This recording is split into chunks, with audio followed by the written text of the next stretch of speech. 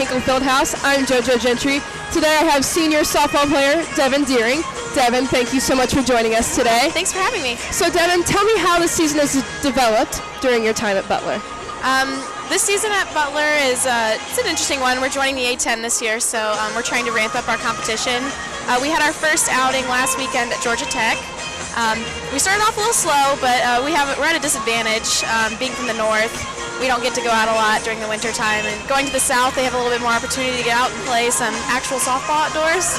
So it's a good challenge. It's a good competition to go out there and start off with. So we definitely have our bar set high, and we're looking to go get that A10 championship this year.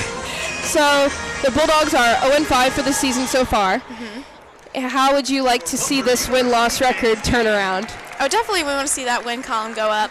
And I think we have a great opportunity to do so. We are battling quite a little bit of an injury epidemic right now, but we are definitely starting to see some of our pitchers come around. We have a very young team, and getting them some experience underneath their belt is definitely going to help us improve our win column. So I definitely think we have the potential and the opportunity to do so very quickly, so excited about it.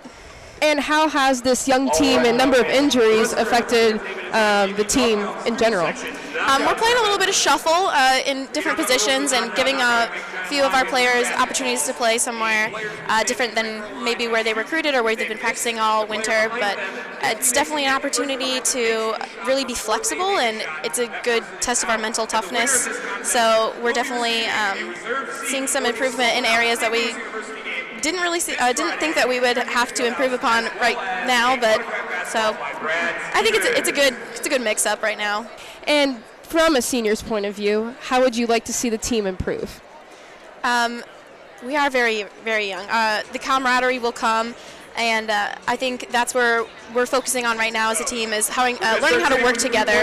A lot of us haven't played ball with each other before, and those of us who have, the upperclassmen, I think there's about 6 of us total, so we're definitely learning each other's little clicks and different things about each other, and that'll make the play go a lot smoother, and I think that's a big key to our success in this year. Mm-hmm. How has the competition altered the team's strategy and mindset transferring from the Horizon League to the A10 this year? Well, we haven't really faced any A10 competition yet, and I think for us, we're always looking to win. It doesn't matter who the opponent is, and in softball, a lot of times the opponent is in your head, and you're kind of fighting your own battle in softball. So for us, at least, we don't view the Athletic 10 as being a big jump. We're excited to see a little bit better caliber of players, but as a whole, I think we're approaching the season as we have in the past with Horizon League. And what are your expectations for the A10? We're expecting to see some good competition. We're really excited. We've played some A10 teams before, like in Dayton and LaSalle, in past seasons. So we're really excited to see them in regular season and for them to really see us. I think we're going to surprise them. What would you like to see the team develop and work toward? Well, our goal has always been to get into the A10 tournament and then ultimately win the championship. We had worked for that in the Horizon League and didn't really see that come to fruition. We came very close a couple years, but we just want to shock a lot of people and come out and really prove to the A10 and to a lot of people that we belong. And throughout the first half of your season, you have many games to be played outside the Midwest region. Yes. And how does this affect your energy level and time management as a student athlete?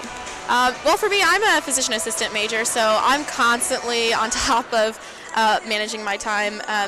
But we are looking at some really long trips to Florida. We just went to Georgia. We'll be going to Tennessee, so we do have a lot of time on the bus. And I myself spend a lot of time on my iPad and highlighting notes and all sorts of things. So for us, it's you kind of have to really stay on top of things, and our team does a really good job of making the atmosphere one that's cohesive to studying on the bus or on the hotel or in the hotels. So it's actually not as hard as I anticipated. Being a senior PA major, it's actually very doable. So that's one of the great things about Butler is it allows you to chase your academic and athletic dreams. Mm-hmm. And as a senior, have you helped the freshmen understand how important it is to balance school and athletics at the same time? Oh yeah, they tease me. I'm the resident nerd on the team, but I don't have any problems having to miss practice some days to study for exams. I think our coaches are really good, especially with me, about that. And I think it's showing that the girls that academics come first. They always will at Butler. So those things, you have to take care of that first. And we don't have any issue on that. What I'm trying to say. We don't have any issues with that on the team. So I think they have 4 years to figure it out. And I think we're doing a good job setting an example for them early on. And how do individuals make up missed practices due to academics? A lot of times you are constantly just playing catch up at the next practice. Like, what did I miss? I like to get extra hitting practices in, so I'll text our coaches and be like, hey, can you throw to me this afternoon? A lot of times with different schedules, we can't always be at practice all the time. We have girls that have night classes who will miss. So we just try to ramp it up the next time or get in just a few individual practices. And what kind of legacy do you want to leave for this team?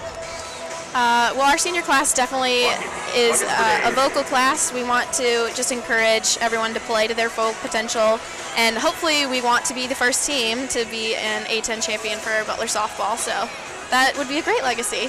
All right. Devin, thank you very much for joining us today for Butler TV. I'm Jojo Gentry. Lorena with your contribution. Basketball team pulled away for a 68-63 victory in front of a sellout crowd in the Big Apple February 16th at Fordham. Senior guard Rodney Clark had 22 points with 4 three-pointers. Sophomore Roosevelt Jones added 13 points and 8 rebounds toward the team victory. The Bulldogs have earned over 20 wins for the season with a current record of 21-5 and 8-3 in the A10. The men's basketball team will play Duquesne at home Tuesday, February 19th. The men's baseball team is 0-2 after a 17-9 loss to Georgia State. But despite the loss, slugging first baseman Jimmy Rizzi went 2 for 4 with a homer and 2 RBIs. The homer was the 14th of his BU career. Butler's offense came alive in the 7th inning by gaining 4 runs. The Bulldogs also scored 3 runs in the 9th. The Dogs will travel to Appalachian State next weekend. The Butler men's tennis team faces Bradley today, coming off a 7-0 loss at Illinois State February 16th.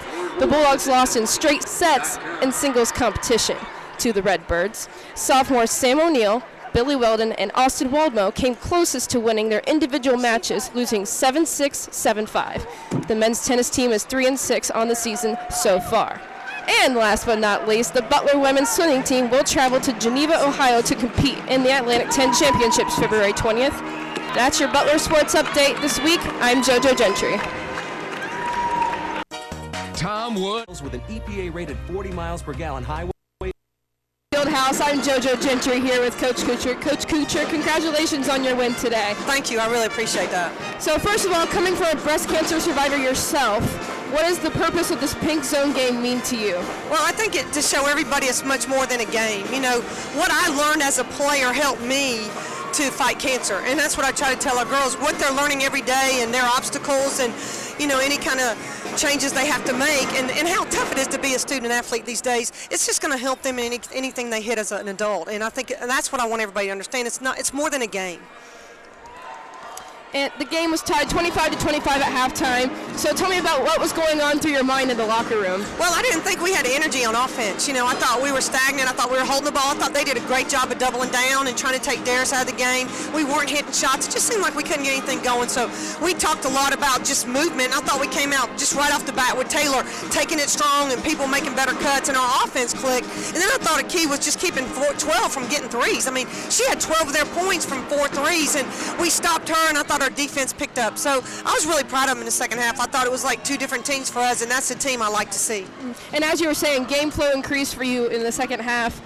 Tell me about the team's motivation during this pink zone game as for the benefit to breast cancer and as for the team itself. You know, sometimes it's almost too much pressure on us. You know, with me being a survivor, I know they want to try so hard.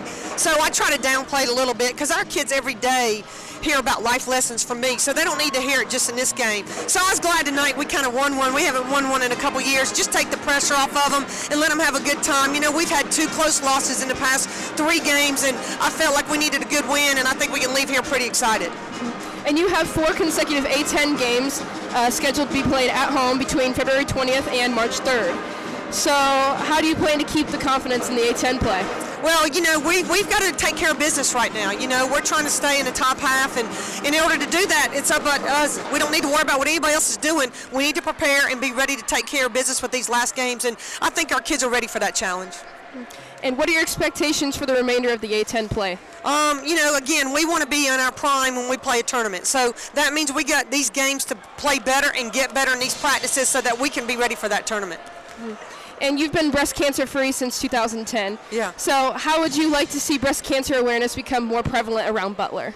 You know, I'd just like to see everybody, when they come out in pink, and everybody understand that the money that they give to any foundation is going to help in the future. You know, whether it's $10, $5, or $1, whatever you're doing is making our treatment better. And if it wasn't for research, my treatment wouldn't have been as good as it is. And I want treatment for my nieces and my great nieces and nephews to be even better than I had.